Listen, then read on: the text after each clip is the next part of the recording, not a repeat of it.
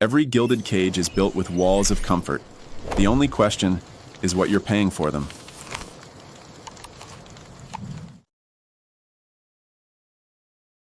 Welcome to The Explainer.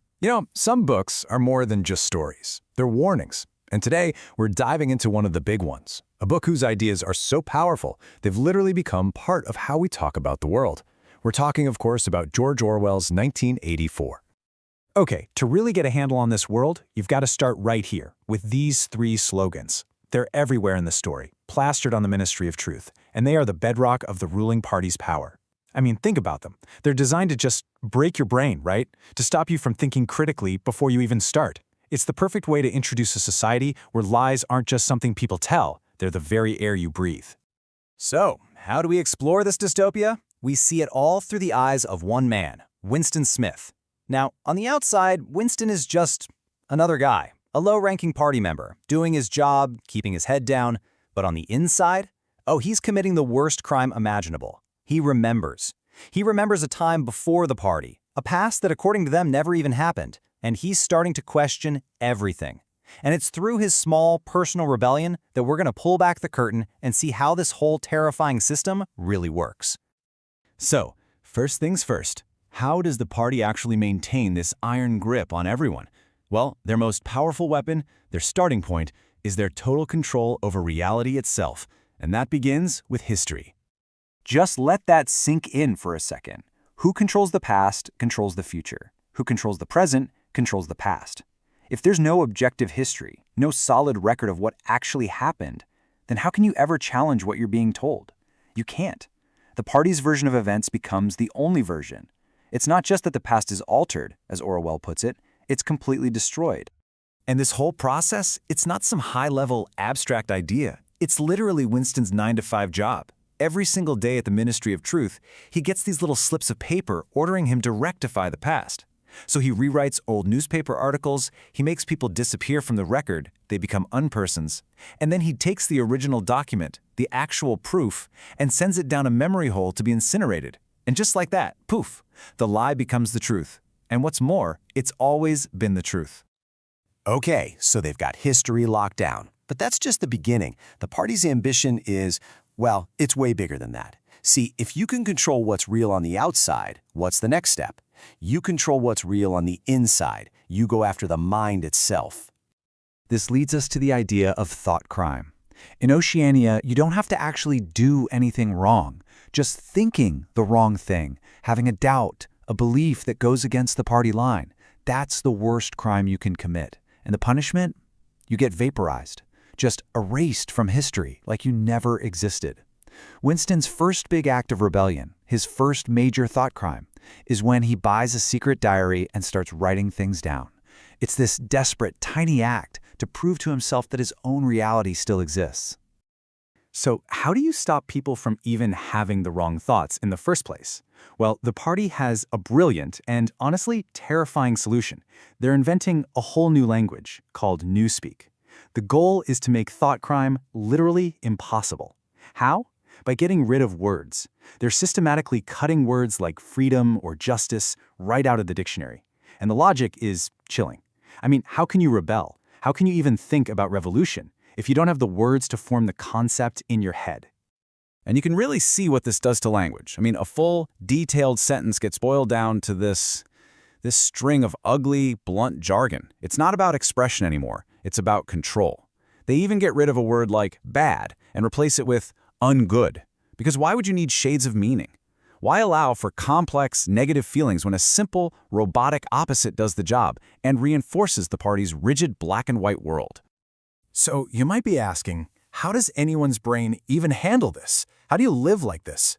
The answer is something called doublethink. It's this incredible mental trick, this psychological gymnastics really, that lets you hold two completely contradictory ideas in your head at the same time and believe both of them. It's how you can know deep down that just last week Oceania was at war with Eurasia, but also believe with all your heart that Oceania has always been at war with East Asia. It's the only way to accept the party's constantly shifting reality without your mind just breaking. But even in a world that's designed to crush the human spirit, something breaks through. A basic, powerful human instinct that gives Winston a glimmer of hope. something that feels like a real shot at freedom. And it all starts with a tiny, folded piece of paper secretly slipped into his hand. On it are just 3 words, "I love you." The note is from Julia, someone Winston was actually scared of. He thought she might be a spy. And this one little moment sparks this passionate, forbidden affair. And you have to understand, in a world where the party wants to stamp out all personal love, all loyalty, all pleasure, and redirect all that energy towards worshiping Big Brother, just having an affair becomes a massive political rebellion. Winston at one point tells her, "You're only a rebel from the waist downwards." And it's true in a way. Julia's rebellion is totally different from his. She couldn't care less about overthrowing the party or getting into deep philosophy.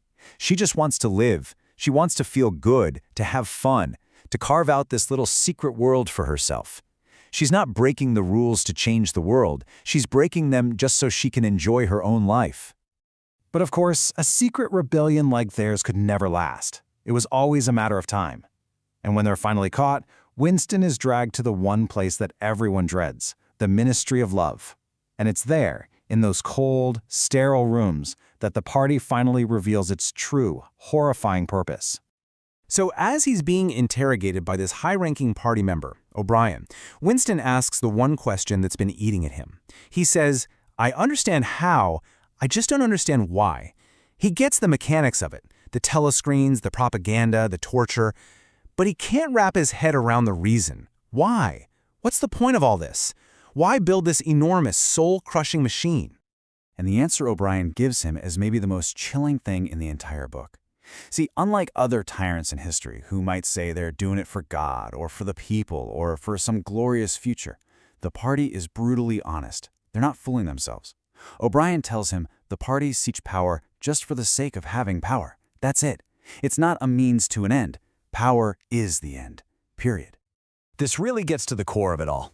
The party doesn't just want you to obey. They need to feel their power to express it constantly. And what's the ultimate way to have power over another human being? To make them suffer, to inflict pain and humiliation.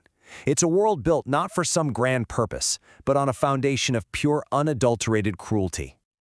And then O'Brien just lays it all out, stripping away any last shred of hope. He gives Winston this image, this picture of the future that you just can't forget. He says, imagine a boot stamping on a human face forever. That's their vision. Not progress, not peace, nothing like that. Just pure, endless oppression. But here's the final, twisted part. The party doesn't just want to punish Winston. They don't even just want to kill him. No, their goal is to completely remake him, to get inside his head and rebuild him from the ground up. O'Brien explains it like this. Old dictatorships said, "Thou shalt not." The totalitarians of the past said, "Thou shalt." But the party says, "Thou art." Their ambition is total. They don't just want you to obey, they want to own your soul. It's not enough to just say you love Big Brother. They will torture you until you genuinely, truly, actually love him. They want to burn every last bit of defiance out of you until you are, in their words, clean. And through all this relentless, horrifying torture, Winston's mind just shatters. His grip on what's real and what's not is completely broken. He's forced to accept the ultimate truth of the party, that reality is whatever they say it is. If they say 2 + 2 = 5, then it is 5. And not only that, but to believe otherwise is a sign of insanity. His mind is torn to pieces and then put back together again, but in their shape. Which brings us to the devastating end of his journey. Winston is eventually released, but he's just a shell of a man. Everything he was, his rebellion, his love for Julia, his own private memories, it's all gone. He is completely converted. The final scene has him sitting in a cafe and he traces 2 + 2 = 5 in the dust on the table. The struggle is over. He's won the victory over himself. He loves Big Brother. The party's victory is absolute. And so, this is the final chilling question Orwell leaves us with. And man, has it ever felt more relevant than right now. In a world where we talk about alternative facts, where AI can create disinformation that looks completely real, how do we hold on to the very idea of an objective truth? You see, 1984 was never just a sci-fi story about some far-off dystopia. It's a mirror. It's a challenge to the world we're living in today. And it's a question we all have to answer.